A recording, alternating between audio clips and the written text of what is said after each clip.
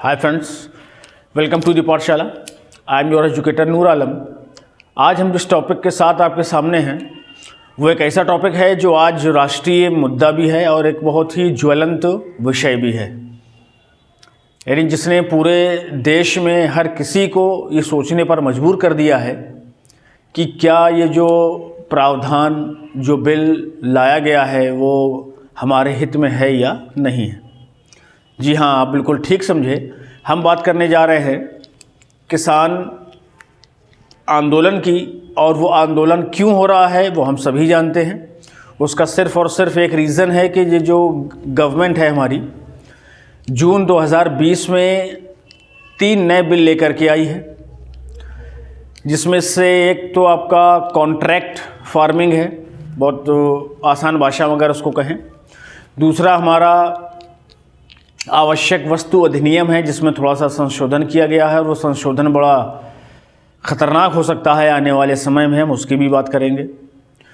और जो तीसरा है वो भी इन दोनों से आने वाले समय में कम ख़तरनाक साबित होने वाला नहीं है, अगर उसको ध्यान से पढ़ा जाए और अपने देश के इतिहास को देखा जाए। तो जो हम तीसरे की बात कर रहे हैं वो हमारा कृषि उपज वाणिज्य एवं व्यापार संवर्धन एवं सुविधा कानून, ये इसका पूरा नाम है। लेकिन इसमें हम आसानी से कोशिश करेंगे कि आपको समझाएं, और इसमें सिर्फ हम 2 टॉपिक पे बात करेंगे, एमएसपी और एपीएमसी। इन्हीं 2 पॉइंट्स पर ये पूरा बिल है। इसमें क्या कहा गया है, सरकार का क्या दावा है और किसानों का क्या डर है, वो सारा कुछ हम इसमें डिस्कस करने वाले हैं। तो चलिए शुरू करते हैं। सबसे पहले बात करते हैं कॉन्ट्रैक्ट फार्मिंग की। कॉन्ट्रैक्ट फार्मिंग क्या है? सरकार के दावों के अनुसार इससे क्या होगा कि किसानों की जो जोखिम हैं वो कम होंगे। यानी किसान ने फसल बोई और जिस वक्त वो फसल बोई गई उस वक्त मान लीजिए उस फसल का, उस अनाज का जो दाम था वो 15 से 16 रुपए था, ठीक है। लेकिन जब वो फसल काटने का टाइम आया तो उसका दाम जो है वो 10 और 11 में रह गया। तो इससे किसानों को नुकसान हो रहा है। तो अब इस कॉन्ट्रैक्ट फार्मिंग में क्या किया गया है कि बड़ी बड़ी कंपनीज जो हैं वो जा करके किसानों से डायरेक्ट मिलेंगी, उनके साथ में एक कॉन्ट्रैक्ट करेंगी, और उस कॉन्ट्रैक्ट का आधार जो है वो ग्रेन का प्राइस होगा। और वो तय कौन करेगा?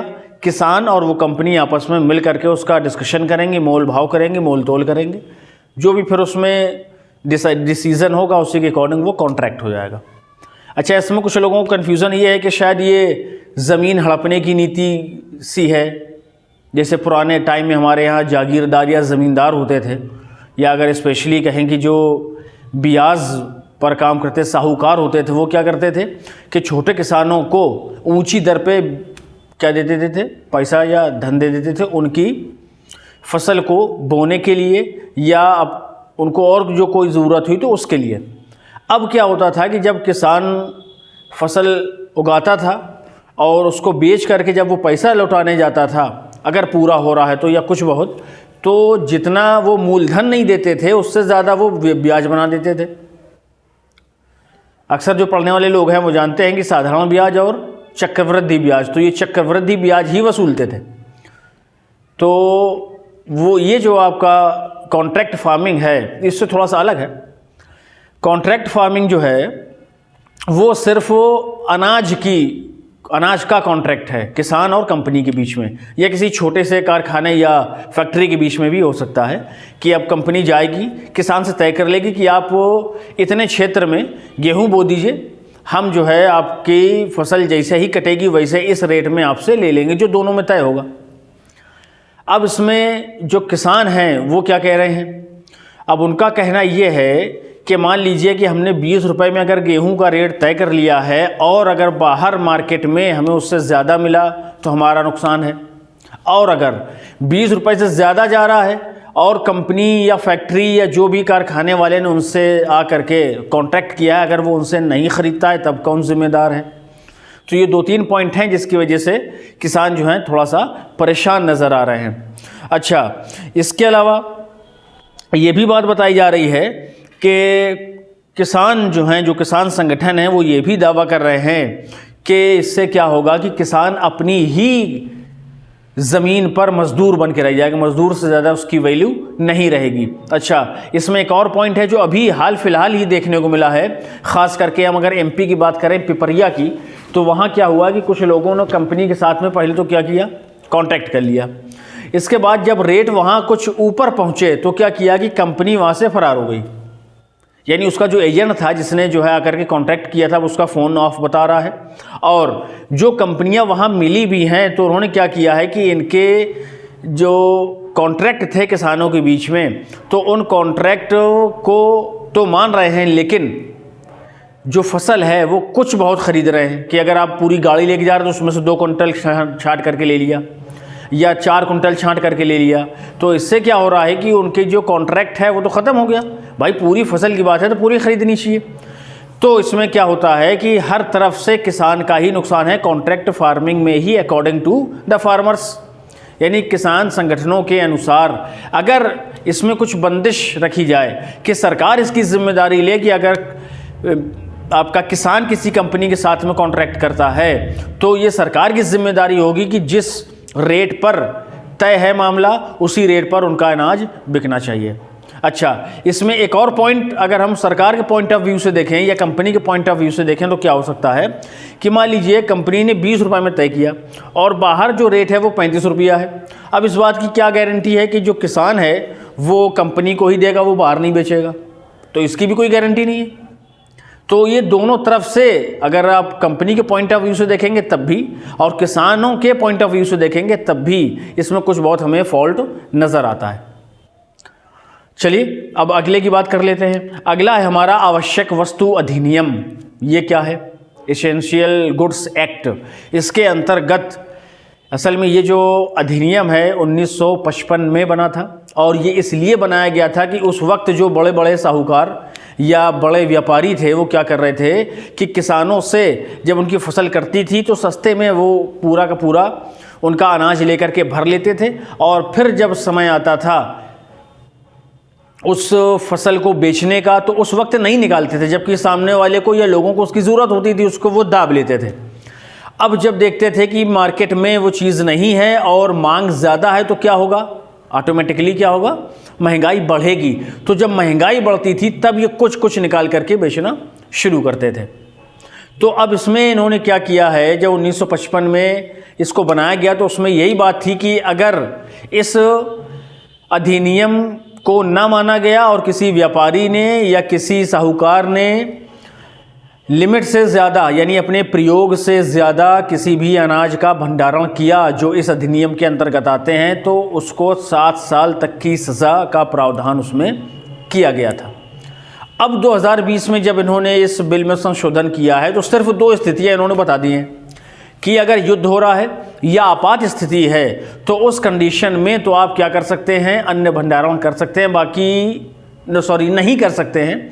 बाकी किसी भी स्थिति में आप अन्न भंडारण कर सकते हैं, कोई भी उसकी तयशुदा सीमा नहीं होगी कि आप इस तयशुदा सीमा तक ही अपना भंडारण करेंगे। अब आप फ्री हैं, जितना चाहें उतना आप भंडारण कर सकते हैं। तो ये बात भी खाली किसानों के लिए ख़राब नहीं है बल्कि आम पब्लिक के लिए भी बहुत ख़राब है। क्यों? क्योंकि जब जो बड़े बड़े लोग हैं जिनके बारे में कहा जाता है कि हमारे इंडिया का करीब 80 से 85% पैसा जो है वो 9 से 10 लोगों के पास है।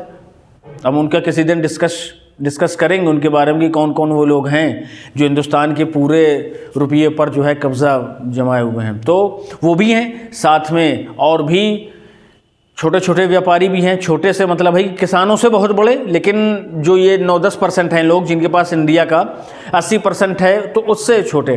तो वो क्या करेंगे कि किसानों से तो पहले तो ये ख़रीद लेंगे और उसके बाद उसको डंप कर लेंगे यानी उसका भंडारण कर लेंगे, और जब मांग बढ़ेगी तो उस वक्त ये मार्केट में नहीं लाएंगे।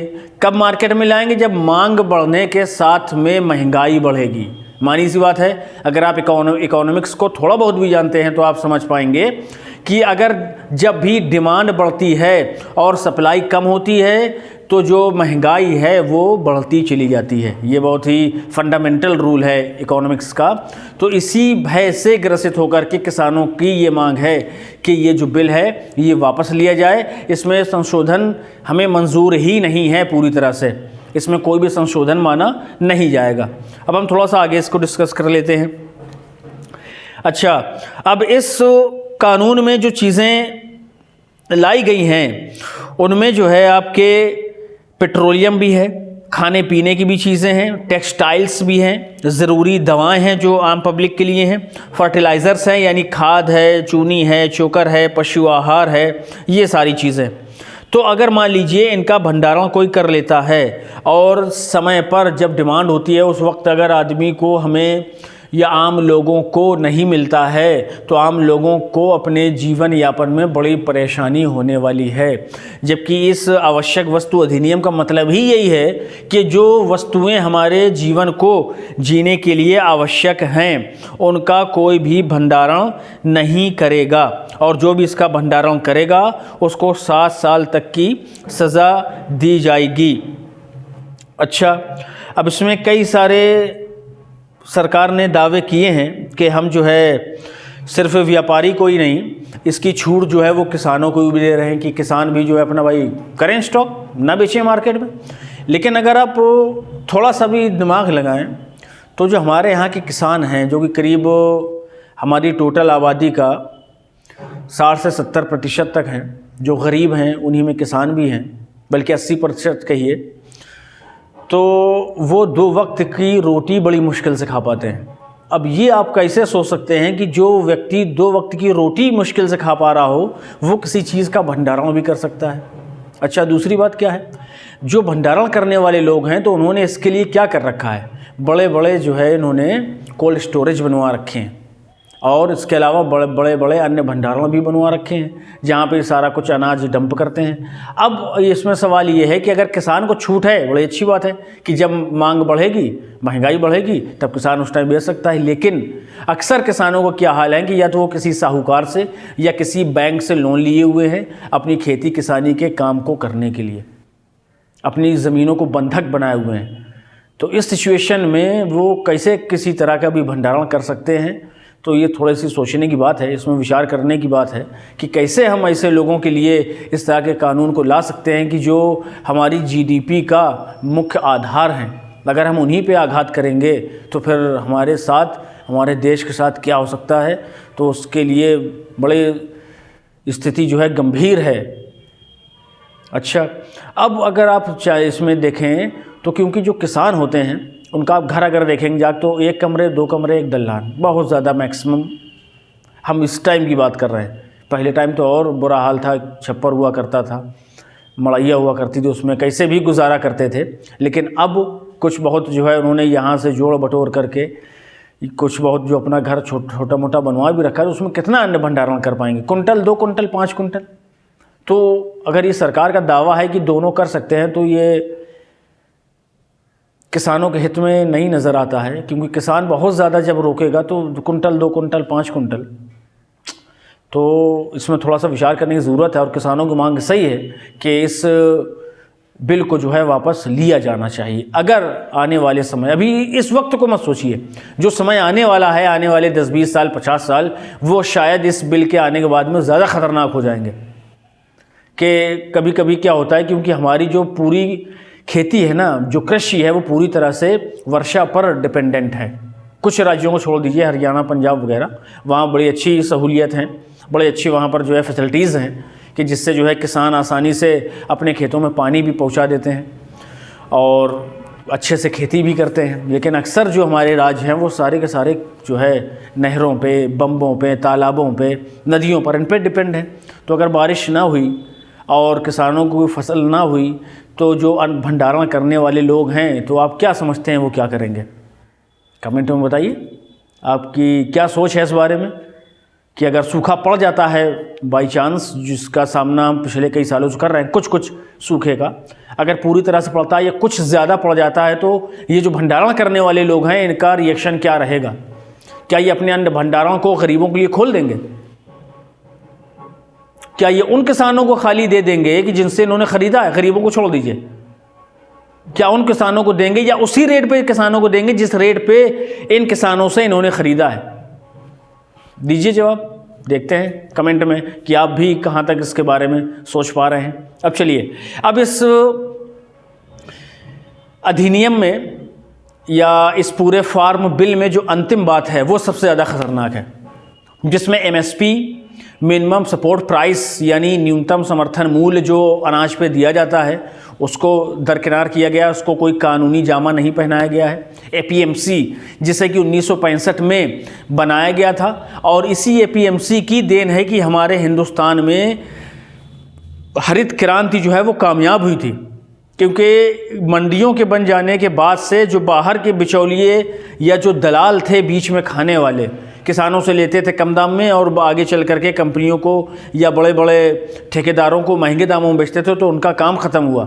लोगों को जो है एक सही मूल्य, न्यूनतम समर्थन मूल्य शुरू किया गया कि आप जो है इस मूल्य पर मंडी में जा कर के बेचिए, उससे कम जो है आप नहीं बेचेंगे। तो ये क्या है, इसको भी समझ लेते हैं। एमएसपी जो है वो 2009 में शुरू की गई थी, ताकि किसानों को जो है क्या किया जाए कि एक ऐसा मूल्य दे दिया जाए कि जितनी कम से कम उनकी लागत है उससे वो उनको मिले और कुछ बहुत उनको उसमें नफ़ा मिल जाए। अब इस एमएसपी को लागू करने की जिम्मेदारी किसकी, इसको समझ लीजिए। कृषि लागत और मूल्य आयोग, यानी commission for agricultural cost and prices, इसको शॉर्ट में कहेंगे तो CACP, ये इसकी जिम्मेदारी होती है कि एमएसपी पे जो है वो एमएसपी को तय करे। और एमएसपी पे ख़रीदारी की जिम्मेदारी किसकी होती है? FCI की, यानी फूड कॉरपोरेशन ऑफ इंडिया की। अब जो सरकार है ये एमएसपी किस तरह से तय करती है, इसको आप इस तरह समझ सकते हैं कि इसमें 3 फार्मूले इन्होंने बनाए हुए हैं, A2, FL और C2। A2 क्या है? खाद्य एवं बीज का खर्च जो आता है उसमें इसको जोड़ा जाता है। FL क्या है? फैमिली लेबर, जो किसान और उनके घर वाले मिलकर के मेहनत करते हैं, उसके बारे में। और C2 क्या है? A2 प्लस FL प्लस ब्याज, यानी जो भी अगर किसान हैं जिन्होंने साहूकार से कुछ ले रखा है पैसा ब्याज पे, तो उन सभी को जोड़ करके फिर इसमें जो है जोड़ा जाता है। अब क्या है, इस कानून में कोई भी पैन कार्ड धारक क्या करेगा, चाहे वो व्यक्ति हो या कंपनी हो, किसान से कहीं भी माल खरीद लेगा और मंडी लाना या मंडियों में ख़रीदना बिल्कुल भी ज़रूरी नहीं रहेगा, कंपलसरी नहीं रहेगा। तो इसका मतलब ये होगा कि जब आप कोई भी व्यक्ति जो है वो किसान से कहीं पर भी ख़रीद रहा है, तो फिर ये सवाल उठता है कि उनको एमएसपी पर अनाज उनका ख़रीदा जाएगा या नहीं ख़रीदा जाएगा, इसकी ज़िम्मेदारी कौन लेगा। अच्छा, एक और इसमें पॉइंट क्या है इस नियम में, इसमें यह भी कहा गया है कि जो भी अनाज मंडी के अंदर बिकेगा उसमें मंडी फीस यानी टैक्स देना पड़ेगा 6 से 7%, और जो बाहर माल बिकेगा तो वो क्या होगा, उसमें कोई भी टैक्स नहीं देना होगा। ठीक है, तो अब इससे क्या फ़र्क है? इससे फ़र्क ये है कि अगर मंडी के अंदर माल बिकता है, ख़रीदा जाता है, तो किसानों को एमएसपी पर रेट मिलता है और जो ख़रीदता है वो फिर वहाँ टैक्स देता है, जिससे मंडियों का संचालन होता है, मंडियाँ विद्यमान रहती हैं। अब अगर मंडियों में 6 से 7% टैक्स देना होगा और बाहर टैक्स नहीं देना होगा, तो क्या होगा कि चाहे वो आढ़ती हो चाहे व्यापारी हो, वो मंडी के अंदर ख़रीदेगा ही नहीं, बल्कि वो बाहर से ही किसान आएगा, वहीं ख़रीद करके वहीं लदवा के पहुंचा देगा। तो मंडियों का क्या होगा, मंडियां जो है ख़त्म हो जाएंगी, और जहां इधर मंडियां ख़त्म होंगी इधर एमएसपी भी धड़ाम हो जाएगा। तो जो किसानों का डर है वो यही है कि मंडियां अगर ख़त्म हो रही हैं तो फिर एमएसपी की गारंटी कौन देगा। सरकार को कैसे पता चलेगा? जो सरकार का तर्क है, जो मोदी जी ने भी अपने भाषण में कहा था करके हम एमएसपी को ख़त्म नहीं होने देंगे, तो उस पर किसानों ने ये बात कही है कि जब मंडियां ही नहीं रहेंगी तो एमएसपी में बिक रहा है माल या नहीं बिक रहा है वो आपको कैसे पता चलेगा। भाई मंडियों में क्या होता है कि एफसीआई के अधिकारी बैठे हुए हैं, वो जो है एमएसपी पे ख़रीदारी करने के लिए आढ़ती को या व्यापारी को बाध्य करते हैं। अब अगर मंडी में माल ही नहीं आएगा, मंडी में बिकेगा नहीं, तो फिर एमएसपी मिलने का सवाल ही नहीं है ना इसमें। तो फिर जो ये दावे हैं किसान के, तो इससे उनको, किसानों को थोड़ा सा शक पैदा होने लगता है कि आप फिर मंडियों को क्यों ख़त्म करना चाह रहे हैं। या तो आप ये जो बाहर वाला सिस्टम है कि बाहर ख़रीद सकते हैं, बेच सकते हैं, उसको ख़त्म कीजिए और मंडी के अंदर बेचने को कंपलसरी कर दीजिए। तो इससे दोनों का फ़ायदा है ना भाई। इधर टैक्स मिलेगा मंडी में तो वो सरकार के खाते में जाएगा, और इधर किसानों को जो है वो न्यूनतम समर्थन मूल्य पर उनकी फसल बिक जाएगी, तो उनका भी फ़ायदा होगा। अब एक चीज़ यहाँ पे ये समझने की है कि जो कॉन्ट्रैक्ट फार्मिंग की हमने बात करी है, कॉन्ट्रैक्ट फार्मिंग और एमएसपी करीब करीब एक ही है। कैसे? एमएसपी जो है सरकार फसल बोए जाने से पहले घोषित कर देती है, ठीक है। कॉन्ट्रैक्ट फार्मिंग में भी हमने अभी जाना कि अगर कोई कंपनी किसी किसान से क्या करेगी, कॉन्ट्रैक्ट करेगी, जो पहले तय हो जाएंगे रेट कि हम इस रेट में लेंगे। लेकिन नुकसान कहाँ पे है वो समझिए। अगर एमएसपी पर जो सरकार की गारंटी है, अगर एमएसपी की बात करेंगे, अगर मान लीजिए एमएसपी सरकार ने 2500 फिक्स करी है गेहूं की, और बाहर जो रेट है वो 3500 है बाहर बाज़ार में, खुले बाज़ार में, तो किसान क्या करता है कि फिर एमएसपी में ना दे करके वो खुले बाज़ार में दे देता है जा करके। और अगर खुले बाज़ार में रेट कम होते हैं और एमएसपी के ज़्यादा होते हैं तो फिर वो एमएसपी भी दे देता है। तो कम से कम किसान को उसकी जो लागत है, उसकी जो मेहनत है वो तो मिल जाती है। अब अगर एमएसपी नहीं है तो इससे क्या होगा, आप समझ सकते हैं कि किसान को ना तो उसके न्यूनतम समर्थन मूल्य यानी उसकी लागत की भी गारंटी नहीं है। पता चला उसकी लागत जो है वो 1500 प्रति क्विंटल आ रही है और उसको जो रेट मिल रहे हैं बाहर वो 1200 मिल रहे हैं। अच्छा, कभी ज़्यादा भी मिल सकते हैं, ऐसा नहीं कि हमेशा कम मिलेंगे, कभी ज़्यादा भी मिलेंगे। लेकिन किसान जो है वो एक गारंटी चाहते हैं कि भाई अगर नुकसान होगा, और अगर ज़्यादातर किसान जो साहूकार या बैंकों पर डिपेंड हैं अपनी कृषि के लिए, खेती करने के लिए, तो वो क्या करेंगे बताइए। अगर उन्होंने ब्याज पे रुपया ले रखा है तो वो उसको कैसे चुकाएंगे, बैंक को या साहूकार को कैसे देंगे, ये बड़ा सवाल है। तो दोनों का अंतर समझने के लिए हम थोड़े से 1-2 एग्जाम्पल और देख लेते हैं, क्या क्या अंतर हैं दोनों में। अब अगर एमएसपी और कॉन्ट्रैक्ट फार्मिंग दोनों की बात कर लें तो जैसे कि हमने अभी बताया कि एमएसपी जो है वो सरकार घोषित करती है, और ये जो कॉन्ट्रैक्ट फार्मिंग है वो प्राइवेट लोग घोषित करते हैं। अच्छा, एमएसपी में क्या होता है कि किसान आज़ाद रहता है और मंडी में दाम कम होने पर वो एमएसपी में बेच देता है, और अगर बाज़ार में दाम अधिक हैं तो वो फिर एमएसपी पे ना बेच करके क्या करता है कि फिर वो बाहर बेच देता है। अब कॉन्ट्रैक्ट फार्मिंग में क्या होगा कि किसान का कॉन्ट्रैक्ट हो गया कि भाई 20 में ही लेंगे, तो बस वो 20 में ही दे पाएगा, उसके अलावा वो अधिक अगर लाभांश कमाना चाहता है बाहर बाज़ार से तो वो नहीं कमा पाएगा। और अगर किसान ये मांग कर रहे हैं कि एमएसपी को कानूनी जामा पहनाया जाए, सबसे बड़ी डिमांड यही है एमएसपी, तो सरकार को कर देना चाहिए, क्योंकि यही अन्नदाता हैं जो हमारे हिंदुस्तान को संभाले हुए हैं। जबकि हम लोग अभी कोरोना के उसमें सबसे बड़ा फैक्टर क्या हुआ है कि जीडीपी हमारी जो है, जीडीपी की जो ग्रोथ है ना वो -23% है। समझिए, अगर कृषि ना होती तो और पता नहीं इसकी क्या दशा होती। तो हम सभी को इसके बारे में सोचने की ज़रूरत है। अब आपको ये बिल कैसे लगते हैं, इसके बारे में आप क्या सोचते हैं, ये सही है या गलत है, किसानों के हित में हैं या नहीं है, इसके बारे में कमेंट में ज़रूर बताइए। और अगर इसमें अभी भी आपको कोई संशय रह गया हो इन तीनों विधेयकों के संबंध में तो कमेंट बॉक्स में पूछ सकते हैं, उसका बिल्कुल आसान भाषा में आपको जवाब दिया जाएगा और कोशिश की जाएगी कि आपको उसके बारे में समझा दिया जाए। ठीक है फ्रेंड्स, तो चलिए मिलते हैं अगले वीडियो में। Till then bye bye, have a nice day.